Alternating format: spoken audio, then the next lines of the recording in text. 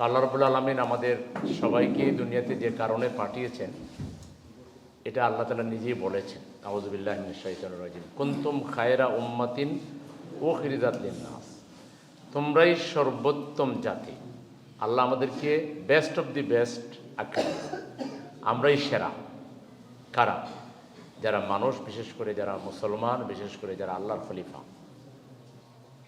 তো এই আল্লাহর খলিফা হিসেবে আল্লাহ তাআলা সকল সৃষ্টির মধ্যে বাই নেচার আমাদেরকে, বাই বর্ণ আমাদেরকে শ্রেষ্ঠত্ব দিয়ে একটা বিশেষ দায়িত্ব দিয়ে দুনিয়াতে আমাদেরকে পাঠিয়েছেন তার প্রতিনিধিত্ব করার জন্য। তিনি চান তার এই পৃথিবীর সকল সৃষ্টি তার বিধান অনুযায়ী পরিচালিত হোক। বেশিরভাগই তার বিধান অনুযায়ী পরিচালিত হয়, শুধু মানুষের যে সমাজটা এটা মানতে চায় না। এদেরকে আল্লাহ সবার সেরা বানিয়েছেন, কিন্তু এরাই সবচেয়ে খারাপ কাজটাই করে। আল্লাহ যে আইন দিয়েছেন এটাই শ্রেষ্ঠ আইন, এটাই সঠিক আইন। আল্লাহর আইন আমাদের দেহের মধ্যে আছে, আমাদের পা থেকে মাথা পর্যন্ত আল্লাহর আইন অনুযায়ী। আল্লাহ যে চোখ দিয়েছেন এটা আল্লাহই বানাইছেন, এই চোখের দৃষ্টি তিনি দিয়েছেন। চোখের যে ফাংশন এইটা দিয়ে যদি কোনো ডাক্তার সাহেব চিন্তা করেন যে না, চোখ দিয়ে তো বহুদিন ধরে দেখতে দেখতে একবারে টায়ার্ড হয়ে গেছে, যেমন চোখ দিয়ে খাবো আর মুখ দিয়ে দেখবো, পৃথিবীর কোনো ডাক্তার এটা পারবে? পারবে না।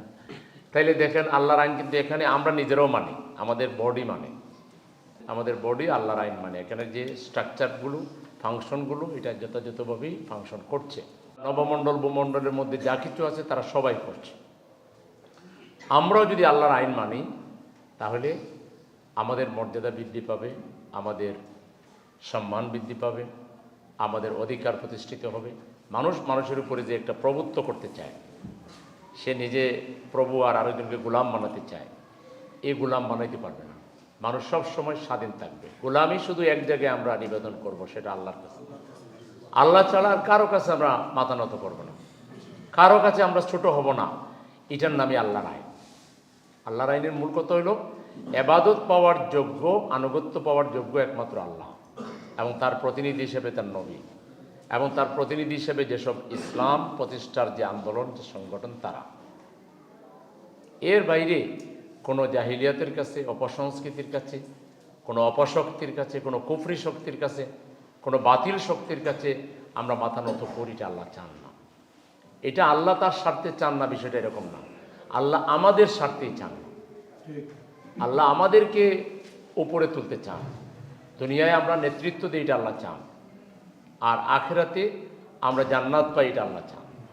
দুনিয়া যদি নেতৃত্ব দিতে হয় তাহলে মানুষের সেবা করতে হবে, পরের জন্য। বলা হয় মানুষ মানুষের জন্য, স্লোগান শুনতে যত সুন্দর, এটা কোরআনিকটা, কিন্তু যে যেখানে ক্ষমতা পায় সে তার নিজের জন্য।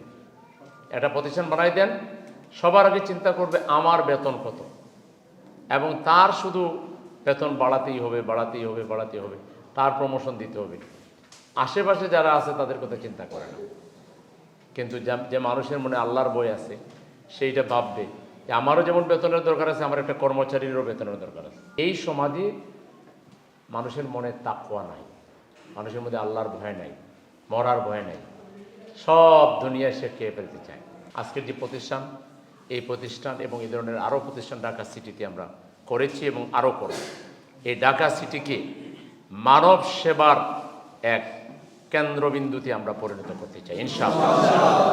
এখন চিকিৎসা এখানে এসে নেবেন, সামনে চিকিৎসা আমরা বাসায় পাঠাই দেবো, এখনও পাঠাই। এই যে সার্ভিস ফিজিওথেরাপি, এটা আমাদের টার্গেট হলো বাসায় গিয়ে থেরাপি দেবে, আবার সেন্টারে আসলেও দেবে। আমরা চাই একটা মানবিক বাংলাদেশ। আমরা চাই বাংলাদেশ হবে যারা এখানে ক্ষমতা লাভ করবে, নেতৃত্ব পাবে, তারা মানুষের সেবা করবে। আর এই সমাজে অনেক বোকানাঙ্গা মানুষ আজকে নুন আনতে পান্তা পুরায়, শাকসবজি কিনতে গেলে চাল কিনতে পারে না, চাল কিনতে গেলে ডাল কিনতে পারে না। আমরা নাকি অনেক উন্নতি লাভ করেছি। এখানে বলেন যে সামান্য দয়া দাক্ষিণ্য বিতরণ করবেন, বলেন যে কিছু সিন্নি বিতরণ হবে এখানে, মানুষের উপরে মানুষ। হ্যাঁ, বলেন চাল বিক্রি করবেন, একটু চাল একটু কম দামে দিবেন, কি পরিমাণ রাস্তায় লাইন হয়ে দেখেন।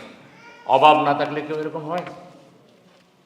আজকে গোটা সমাজকে পঙ্গু করে ফেলা হয়েছে। এই পঙ্গুত্ব থেকে বেরিয়ে আসতে হবে।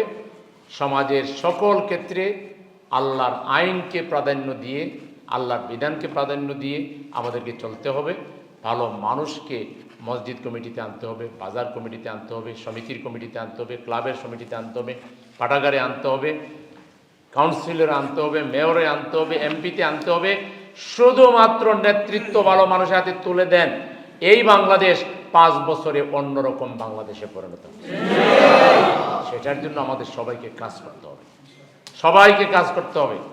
আমাদের সবার দায়িত্ব আছে। আল আসর ইন্নাল ইনসানা লাফি খুসর ইল্লাল্লাযিনা আমানু। ঈমানকে মজবুত করার চেষ্টা, আমলে সালিহাত করা এবং মানুষকে হক সম্পর্কে পরিচিত করানো, হকের দাওয়াত দেওয়া, সৎ নেতৃত্ব প্রতিষ্ঠার দাওয়াত দেওয়া, আল্লাহর আইন প্রতিষ্ঠার দাওয়াত দেওয়া, এটা আমাদের উপর নফল না, এটা ফরজ। যে সমাজে আল্লাহর আইন কায়েম নাই, ভালো মানুষের নেতৃত্ব নাই, সেই সমাজে দাওয়াতি কাজ ছাড়া, সমাজ পরিবর্তনের চেষ্টা করা ছাড়া আপনার অন্য ইবাদতও আল্লাহর কাছে কবুল হয় কিনা সন্দেহ আছে। সেজন্য আমাদের সবাইকে সম্মিলিতভাবে একটি ভালো সমাজ বিনির্মাণের কাজ করতে হবে। আমরা চাই, আমরা যদি আগামী দিনের বাংলাদেশের নেতৃত্বের চাবিকাঠি পাই, আমরা শিক্ষাকে, চিকিৎসাকে 100% ফ্রি করার পক্ষে। চিকিৎসার জন্য কোনো টাকা ব্যয় করতে হবে না, শিক্ষার জন্য আমাদের ছেলে মেয়েদেরকে কোনো পয়সা খরচ করতে হবে না। সেরকম একটা বাংলাদেশ না হওয়া পর্যন্ত আমাদের সবাইকে দায়িত্ববান হইতে হবে, তাকওয়াবান হইতে হবে। আর কোনো ফেসিবাদ যেন বাংলাদেশে কায়েম হতে না পারে। এক ফেসিবাদ বিদায় দিয়ে নতুন কোনো ফেসিবাদ আমরা বাংলাদেশে কবুল করব না। আমাদেরকে সবাইকে ঐক্যবদ্ধ হয়ে একটি সুন্দর সমাজ বিনির্মাণে হাতে হাত রেখে কাজ করে যেতে হবে। আমি এই ধরনের উদ্যোগের সাথে ছিলাম, আছি, এবং এই ঢাকা সিটির আনাচে কানাচে, পাড়ায় মহল্লায় মহল্লায় আমরা মানব কল্যাণমূলক বিভিন্ন প্রতিষ্ঠান গড়ে তুলে মানবের সেবায় আমরা যাতে সব সময় অগ্রসেনানীর ভূমিকা রাখতে পারি, এই প্রতিষ্ঠানটি আল্লাহ তাআলা মানবতার কল্যাণে, মানবতার সেবায়, দিনের সেবায় আল্লাহ তাআলা কবুল করুন। আল্লাহ কাছে সেই তৌফিক কামনা করে আপনাদের সবাইকে ধন্যবাদ জানিয়ে আমার কথা এখানে শেষ করছি। আল্লাহ হাফেজ। আসসালামু আলাইকুম ওয়া রাহমাতুল্লাহি ওয়া বারাকাতুহু।